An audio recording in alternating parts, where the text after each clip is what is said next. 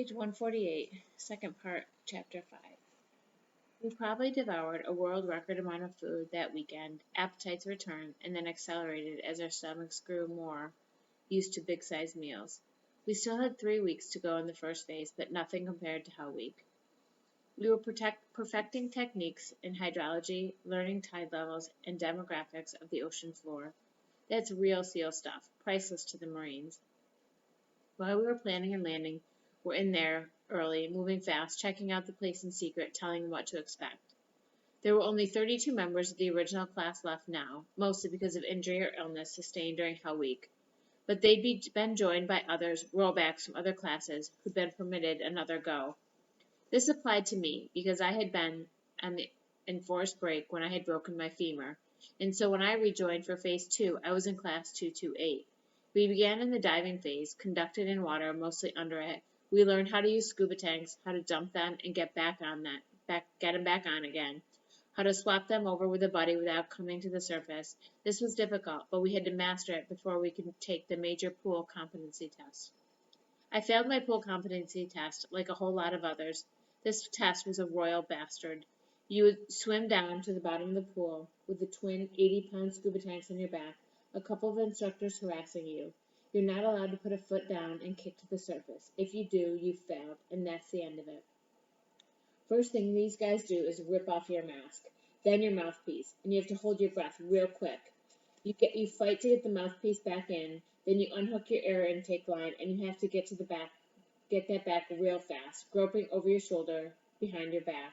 Somehow, you find yourself able to breathe in pure oxygen, but the only way you can breathe out is through your nose.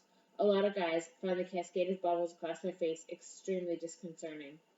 Then the instructors disconnect your airline completely and put a knot in it, and you must try to get your inhalation and exhalation lines reconnected.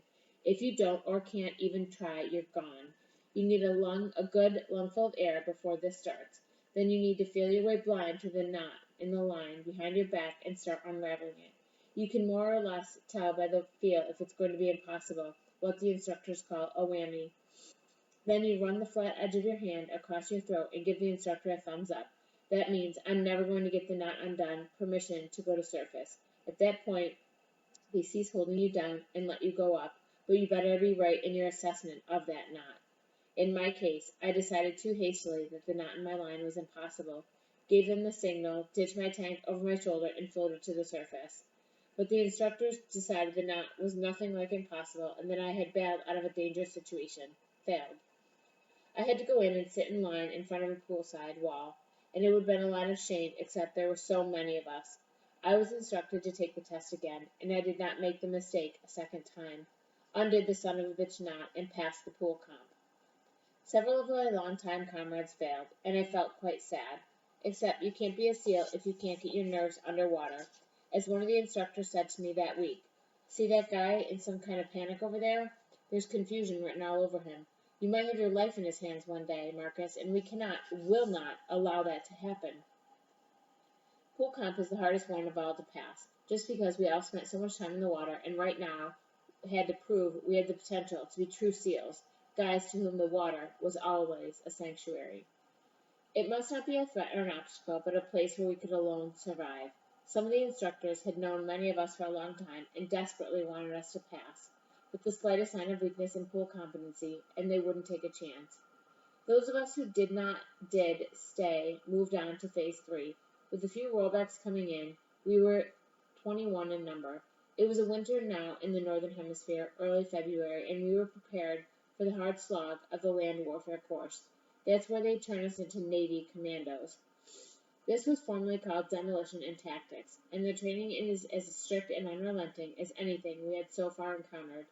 It's known fact that the Phase 3 instructors are the fittest men in Coronado, and it took us little time to find out why.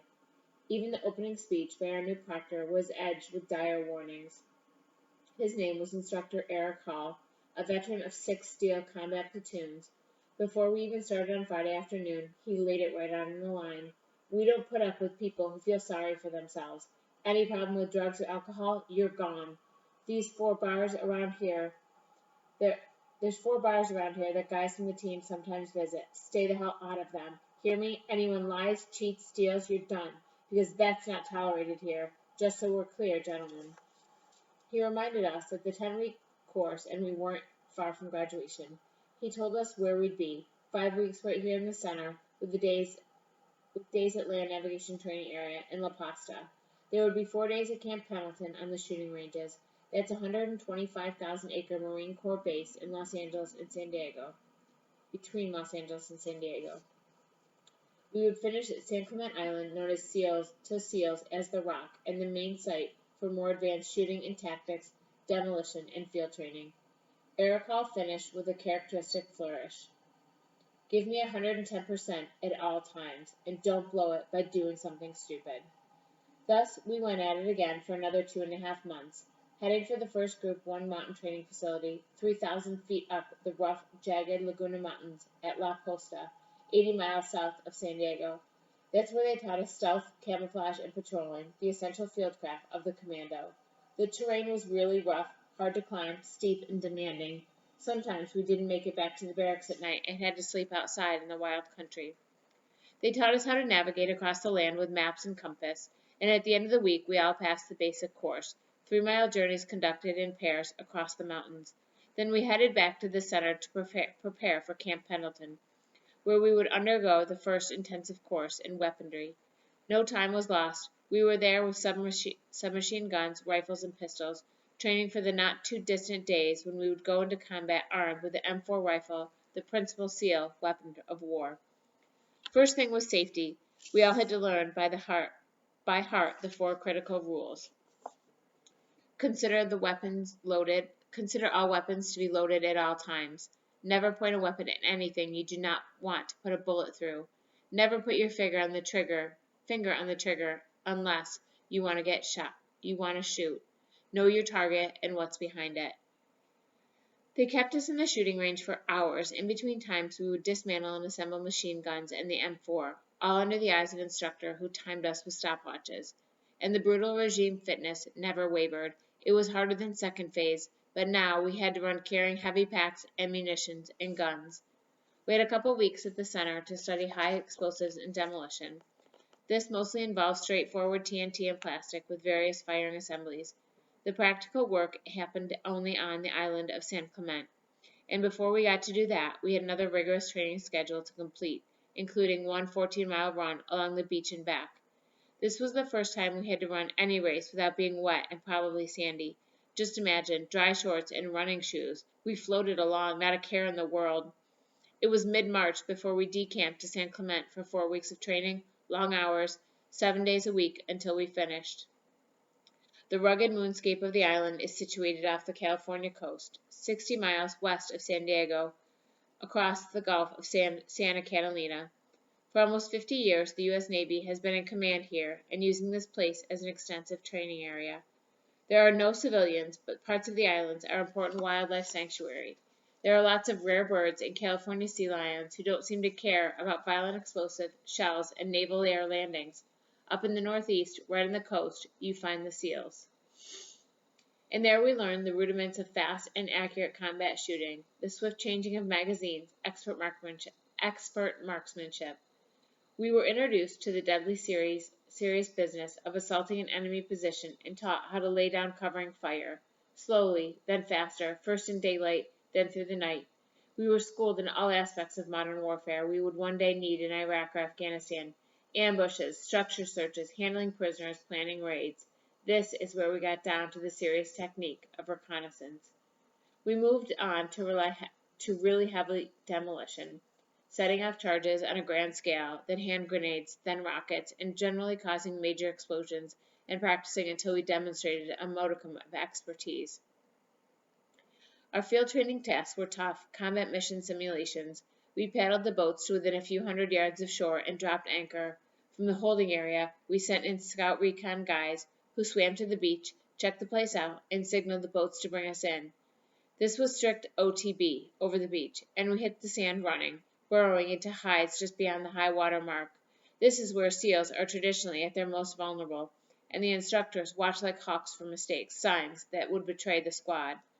We practiced these beach landings all through the nights, finding our way through the water with full combat gear and weapons. At the end of the 4 weeks, we all passed, every one of the 20 trainees who had arrived on the island, and we all had graduated from buds. I asked one of our instructors if this was in any way unusual. His reply was simple. Marcus, he said, when you're training the best of the best, nothing's unusual, and all the buds instructors want the very best for you. They gave us a couple weeks leave after graduation, and thereafter for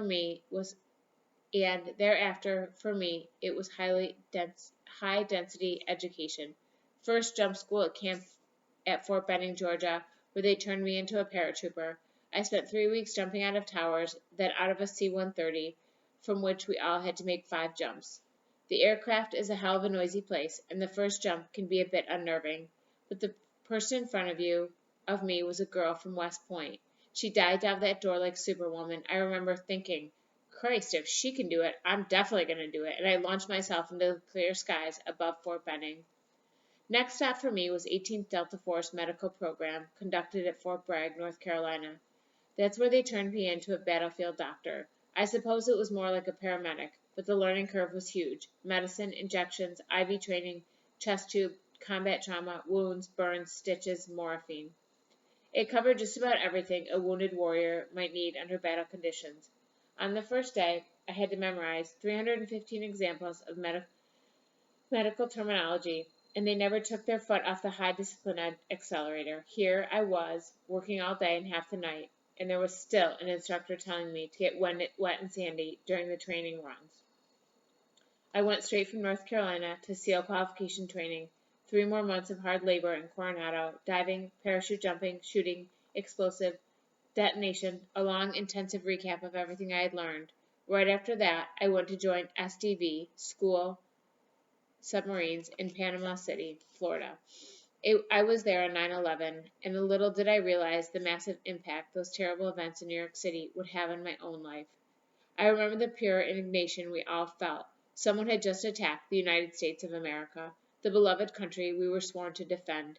We watched the television with mounting fury, the fury of young, inexperienced, but supremely fit and highly trained combat troops who could not wait to get to the enemy.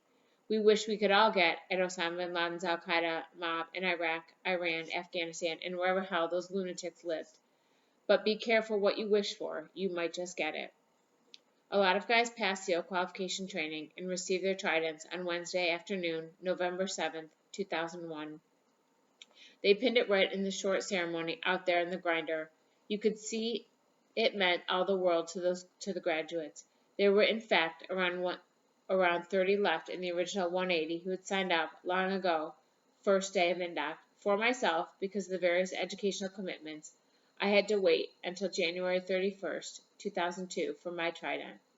But the training never stopped. Right after I formally joined what our commanders called the Brotherhood, I went to the communication school to study and learn satellite comms, high-frequency radio links, antenna wavelength probability, in-depth computers, global positioning system, and the rest. Then I went to sniper school back at Camp Pendleton, where, unsurprisingly, they made sure you could shoot straight before you did anything else. This entailed 2 very tough exams involving M14 rifle, the SR-25 semi-automatic sniper rifle, accurate to 900 yards, and the heavy, powerful 300 Win Mag bolt-action .308 caliber rifle. You need to be an expert with all of them if you are planning to be a Navy SEAL sniper. Then the real test started, the ultimate examination of a man's ability to move stealthily, unseen and detected across rough, enemy ground, where the slightest mistake might mean instant death or worse, letting your team down. Our instructor was a veteran of the first wave of U.S. troops who had gone after Osama. He was Brendan Webb, a terrific man. Stalking was his game, and his standards were so high they would have made an Apache scout gasp. Working right alongside him was Eric Davis, another brilliant SEAL sniper who was completely ruthless in examination of our abilities to stay concealed. The final battleground was a vast area out near the border of Pendleton. There was not much vegetation, mostly low, flat bushes, but the rough rocks, boulders, and shale terrain was full of undulations, valleys, and gullies.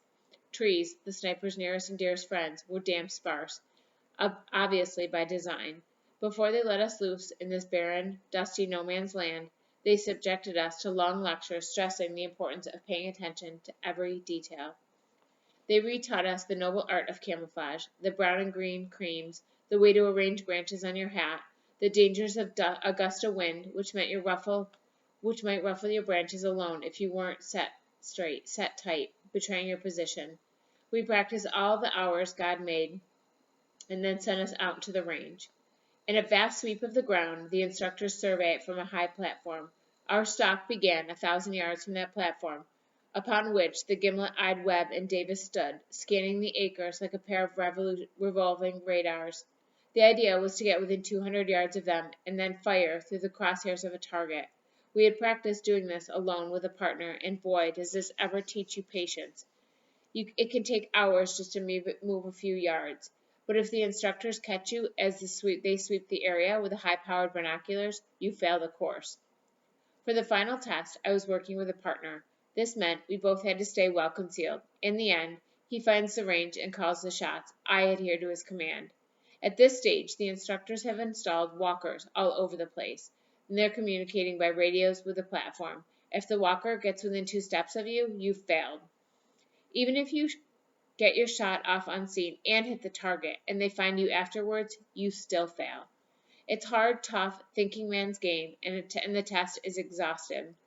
In training, an instructor stands behind both of you while you're crossing the forbidden ground. They're writing in a constant critique, observing, for example, that my spotter has made a wrong call, either incorrect distance or direction. If I then miss the shot, and they know the mistake was not mine. As ever, you must operate as a team. The instructor knows full well you cannot position, aim, and fire the rifle without a spotter calling down the range, and Jesus, he better be right. There was just one day during the training that we were walked on, in which I thought pretty damn nervy. But it taught me something. Our enemy had a damn good idea where we might head before we even started, a kind of instinct based on a long experience of rookie snipers looking for cover. They had me in their sights before I even got moving, because they knew where to look, the high probability area. There's a life lesson for the sniper. Never, ever go where your enemy might expect you to be. My only solace was that the rueful occasion was that the instructors walked on every single one of us that day. In the final test, I faced 1,000-yard barren desert once again and began my journey, wriggling and scuffling through the dusty ground, my head well down, camouflage branches firm in my hat, graveling my way between the boulders. It took me hours to make the halfway point, and even longer to ease my way over to the 300 yards to my chosen spot for the shot.